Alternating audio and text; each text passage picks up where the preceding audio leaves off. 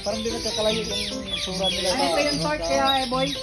Oo, andyan pala, andyan. Alam Saan ko sa Macau, no? Saan sa Macau kayo? Hindi, ibahan. Maganda rin yung presyo. Hindi kasi ano, no? Pag ganyan na wala kasi gaganda yung mga kulay. Ano nila, no? Quality talaga yung mga... Mabait yan si Tom. Mabait. Oo, pandemic. Kuya, kuya, smile po.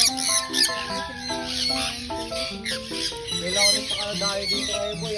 Taon din ako hindi nakapunta dito ah.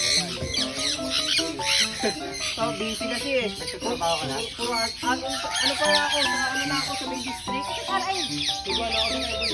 2 taon. Laki!